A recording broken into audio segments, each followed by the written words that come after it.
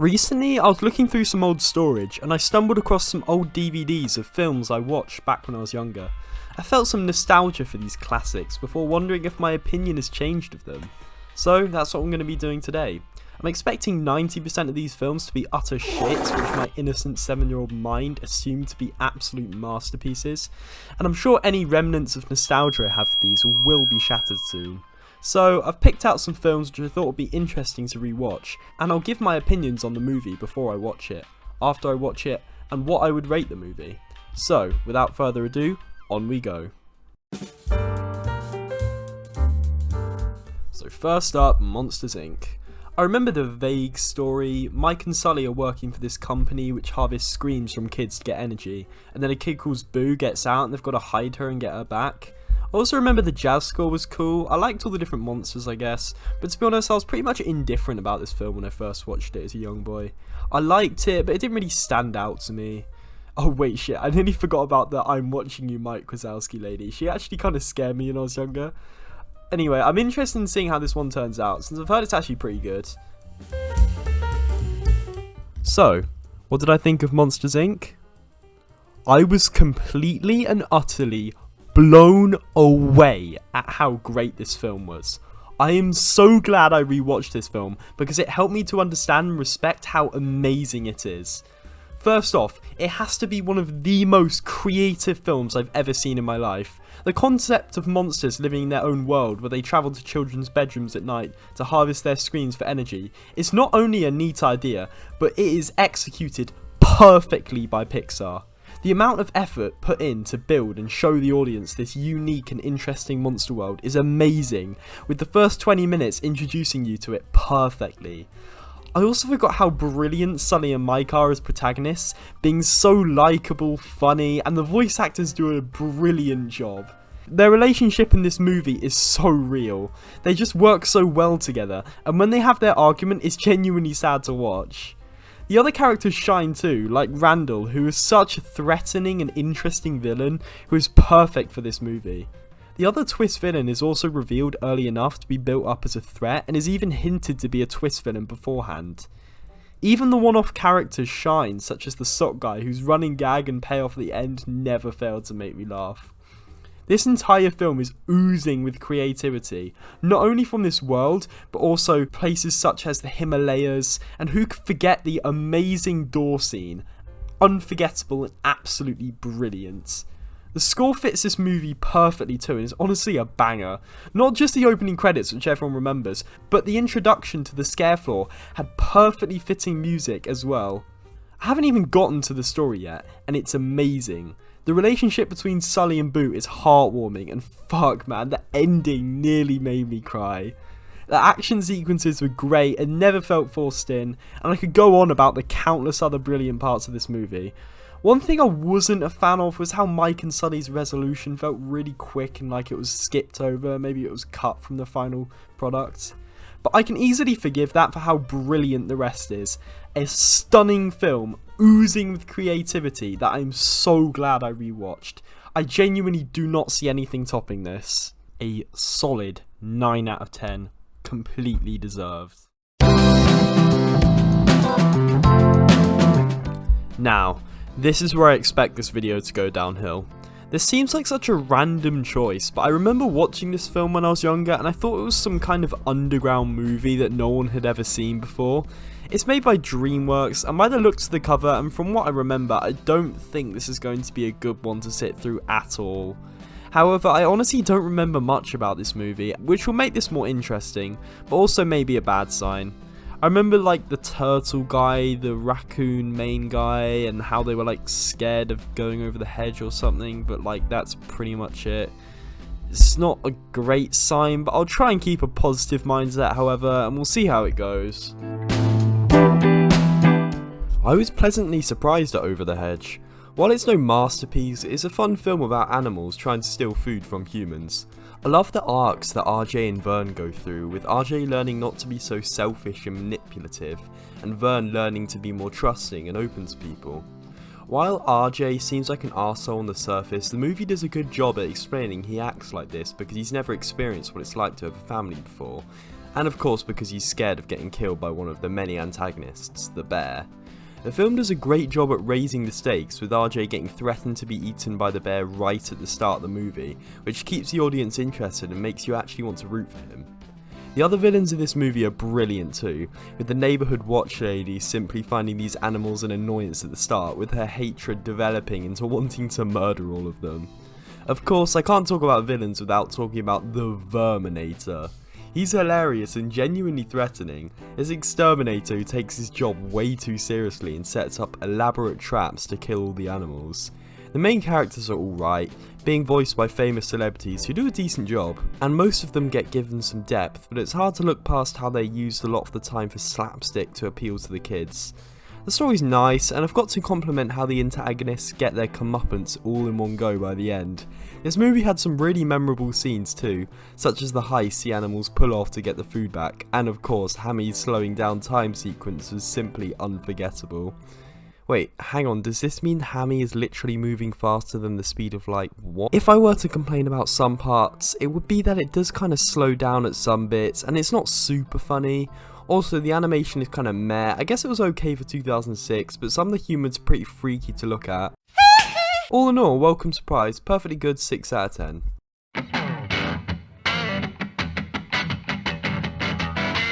This one simply had to be on the list.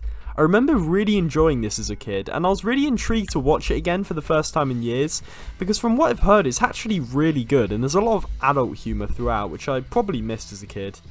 I can't really remember too much about it, other than the main characters and the whole premise of Shrek having to save Fiona instead of Prince Charming, like flipping the fairy tale aspect on its head. High expectations from this one. Here I go. So Shrek. It was honestly great. I forgot how good Michael Myers and Eddie Murphy are in this film. They really bring Shrek and Donkey to life. By the way, if I sound kind of dodgy, that's because I'm sick at the moment when I'm recording this, but let's just get on with it. I love the subversion of the typical fairy tale, and they go all in on it and do a great job of building up this fairy tale world and the characters which inhabit it. That being said, the characters are brilliant in this movie too. I was expecting Donkey to be just a boring comic relief character, but no, he's given depth, and he doesn't just stick by Shrek through thick and thin. He's shown to have feelings too, and this is shown further with his relationship with the dragon. I was also surprised by Fiona. I assumed she was just going to be a textbook damsel in distress, but throughout the movie she's shown to be someone who can stick up for themselves and has an internal dilemma about doing what's expected of her or doing what feels right. The humour is brilliant in this. The fairy tale theme does not hold them back and makes the jokes so much funnier, and I especially thought Donkey was good. The story was genuinely heartwarming and worked really well with the theme of subversion of the typical fairy tale, even if it did feel a little bit dragged out in the middle.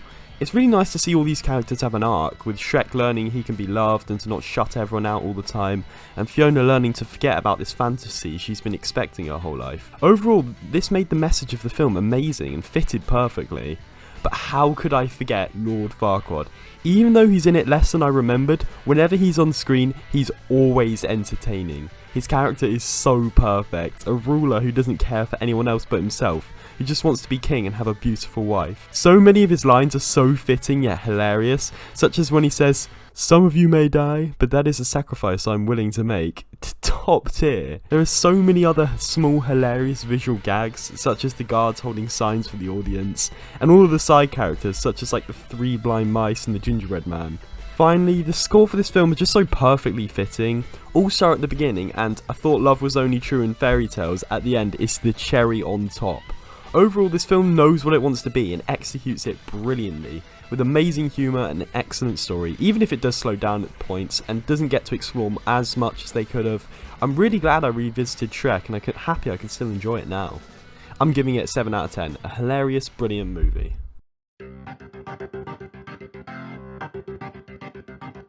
I fucking loved Bolt as a kid. I really don't hear anyone talking about this one, so I really don't know what to expect. I'm hoping it holds up well. I remember really liking the whole road trip element, and of course I love Bolt.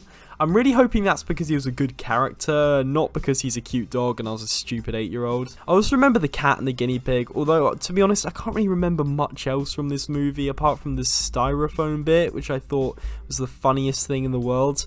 I really hope this one is as good. I guess we'll see.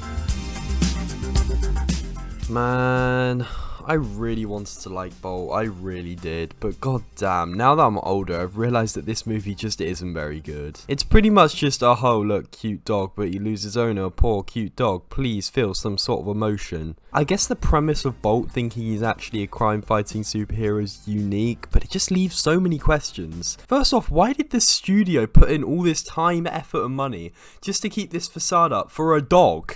The director claims, oh, we need to see that raw, genuine emotion on the dog. But is it really worth it if you have to do everything in one take, including these seemingly impossible practical effects? Not to mention you're working with a child actor here. They're bound to slip up at some point. Am I expected to believe this show's been going on for nearly 5 years and it hasn't had a single mistake from the actors or effects and been forced to reshoot? Okay, rant over. I just wanted to get that off my chest. The next major issue I have with this film is that it has a slight undertone of racism. Like, throughout the entire movie, our main characters, who we're supposed to like, and the world itself, seems to have a strong thing against cats. Multiple times throughout the movie, Bolt and the hamster refer to Mittens as, like, cat in a really sinister way. You just can't stop lying, can you, cat? It's in the genes. The worst part is that Mittens is the straight man in this movie who's meant to be one of the only sane characters in this film. She literally does nothing wrong apart from being hinted as being some sort of pigeon mafia boss. And then in another line she suggests she just needs to appease her boss who was expecting stuff from her. So that kind of destroys all sense of like feeling of hating her. Not to mention the numerous other times this world is just evil to cats for no reason, like this clip.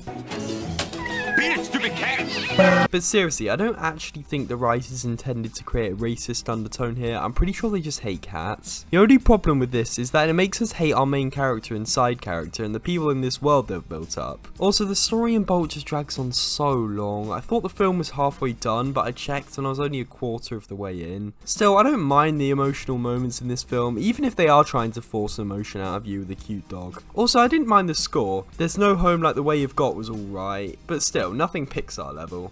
I've been ragging on this film for quite long, but to be honest, it's not downright awful, just pretty boring and a bit of a slog to sit through. Yeah, 4 out of 10. I think kids would love it because of the cute animals, but pretty boring for anyone else.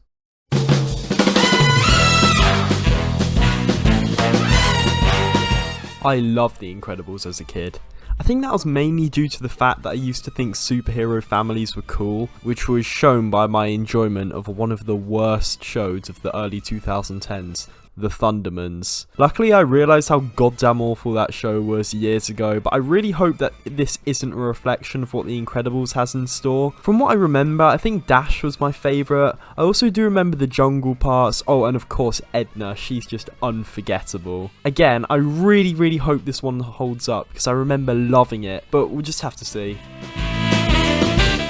God damn, where do I start? This was absolutely amazing. The characters are absolutely brilliant in this film. The Parr family is brilliant, their dynamic is amazing and so realistic and relatable to an actual family, it's insane. Seeing them all go from an average, constantly arguing family to an incredibly close team of badasses by the end was so satisfying. The part where they all finally reconcile and fight as a family while the music plays over it is just as perfect as I remembered.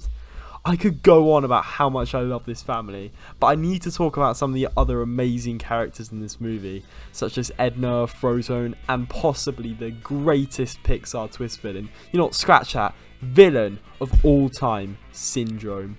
His villain origin was so realistic and understandable, yet his entire being is so evil and villainous, with so many of his lines going so hard, such as the absolutely unforgettable, and when everyone's super, no one will be.